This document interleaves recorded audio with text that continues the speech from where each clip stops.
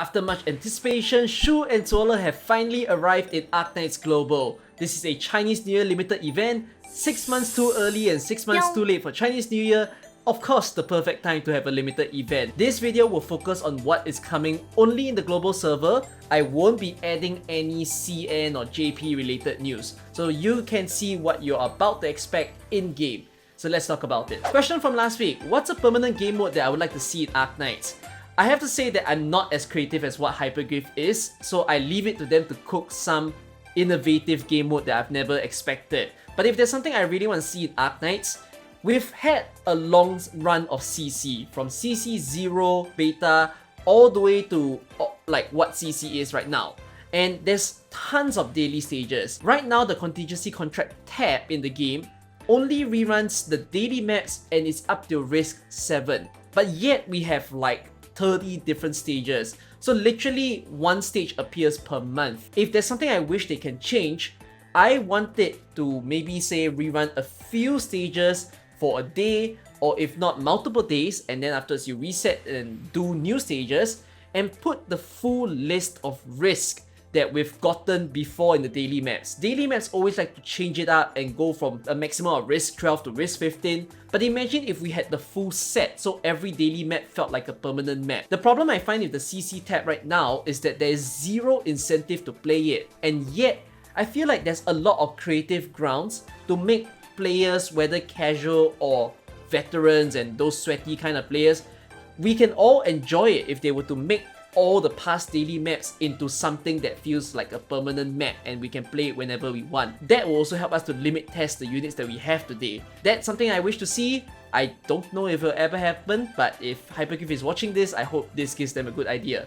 Most liked comment of this video will be the question I answer next week. Alright, let's go! Global news. First things first, check your game right now because you've got a mail gift with all of the following rewards. As long as you play the game or you join the game at this point in time, all this free stuff is for you. Don't ask me why is there the 2 random blue pools, because it kind of feels like nothing, but everything else is pretty good. It's nice to have the tier 5 materials that can be used to build your units. There's actually lots of content in this event, so let's get it through rapid fire style. First things first, the event lasts for 3 weeks long. So there's normal stages, EX stages, and special stages. They all open one after another. The event will start on the 31st of July, and I understand there's various time zones. So if you want to know when it begins in your country, here you go, a beautiful compiled list for you to take note of. I will be doing a stream as soon as the event starts, as well as some viewer pools, actually tons of viewer pools. There's like 50 people who requested for me to pool. Let's see if I'll be lucky again.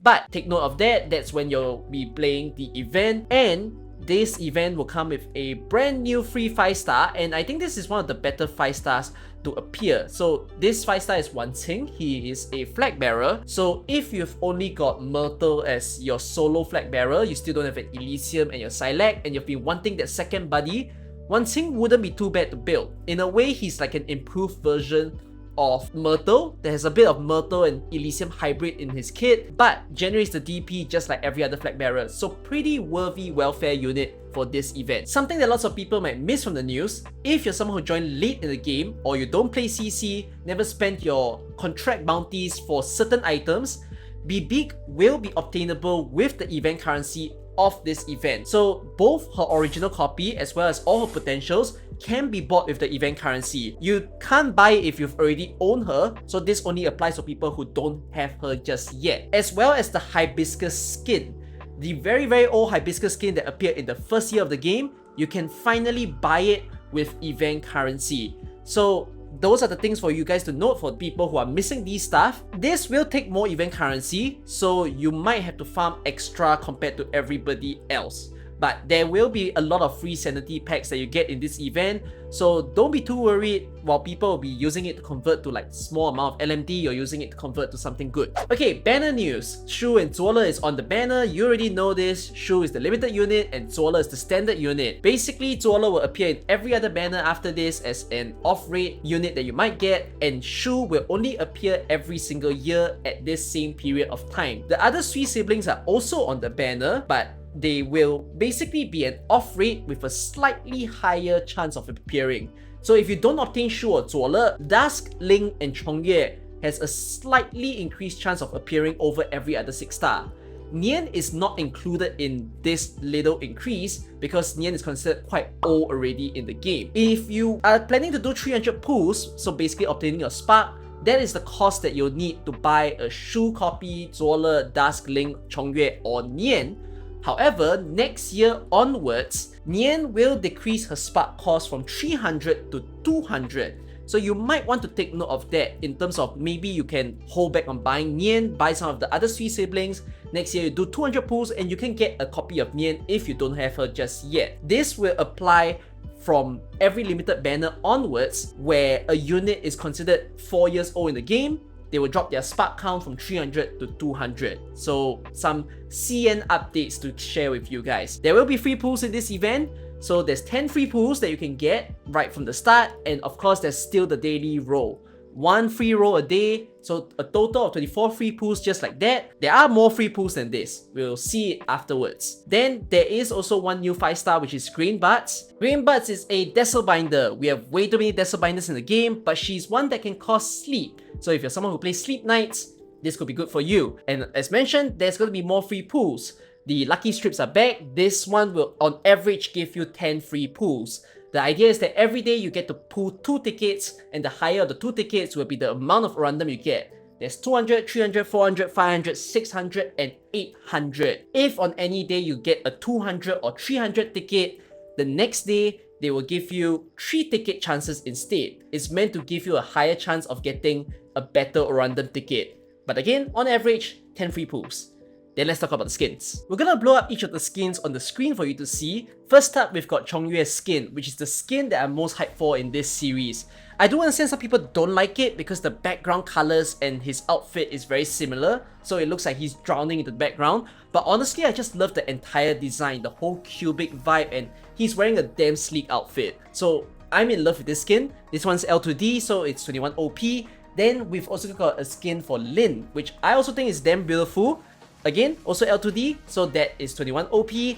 And following up, we've got 2 5-stars. The first is Highmore, and then we've also got a skin for Honeyberry. Skin reruns are very normal for every event, but for this one, there's going to be more than 100 skins rerunning. You're going to be scrolling the skin store for the fun of it. If you're a new player or mid-game player like 2 years old, please don't expect yourself to buy every single skin. Just pick the ones that you like to own in your account and be happy of that purchase. Even if you don't get a skin now, you would have known by now that Arknights love to rerun the skins either every 3 months, 6 months, or 1 year. So you can still obtain them later on, even if you don't have enough currency at the moment. So just feel free to window shop if you'd like. The real thing that's limited time though is the packs that you see right here. These are the pay to play stuff, so I understand it doesn't interest everybody, but I'll try to get through it fast to tell you what's value for money. The first things for you to note is the 30 USD pack. So the Da Huang Sightseeing pack, this is usually the best value in every event. There's good amount of pulls and good amount of materials. So if you'd like to, this is the pack for you. There is another 30 USD pack, and this is quite unique because for the first time, I believe, they are selling module data block within it. You notice there's no other materials, there's only pools and the data block. This would be good for those of you who feel like the materials isn't what you need, but you need the module data block because you've built a ton of modules for everybody in the game.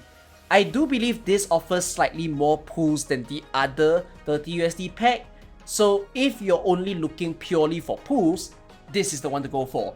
If you're looking for something more balanced, then I would say the previous 30 USD pack will be better. So both otherwise are probably the top of the value since one offers big pools, the other one's more balanced.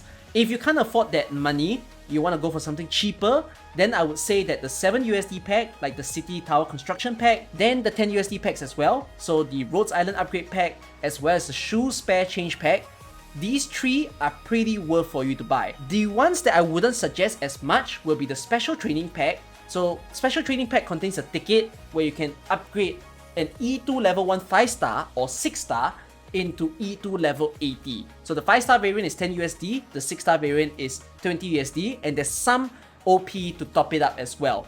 It's not as worth because it basically tries to skip your farming time. So if you're lazy to farm out the EXP and LMD that you need to build a unit, you can basically use the ticket straight. But the value for money is not as fantastic. Then again, not all too bad for you to buy if you really want to, because I own some for collection myself. But in terms of comparing to other packs, I would say this is the less priority one. Then the chip packs are for those of you who didn't focus on farming in the event and you ran out of skill summaries or the needed chips. You can buy them direct during this event. Not as worth, like I said, because you can easily farm them. But if you want to just use money to buy, you can do so. The 50 USD pack is usually not as value compared to the 30 USD pack. But if you have the money to afford, that's the next in line after you have bought both 30 USD pack. They offer tons of pools and materials, of course, for 50 USD. Okay, Selector Ticket. Yes, there are Selector Tickets in this event, but it's not the one where you can free pick any 6-star that you want. Instead, there are 3 tickets that you can buy. You can only buy one of the 3.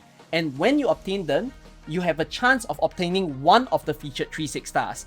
So the first one has Saria, Aya, and Bagpipe. The second has Mudrock, Surtur, and Saga. And then the last one has Executor Outer, Poziomka, and Dorothy. Easily the best one to buy is the last one because they are newer units and they are very strong. The second best would be the first one, which is the year 1 units that you can find. This is good if you are not gonna ever pull on a blue banner anymore and you don't trust your top operator recruitment to give you any of them. But still, I would say that the priority should be on the last one.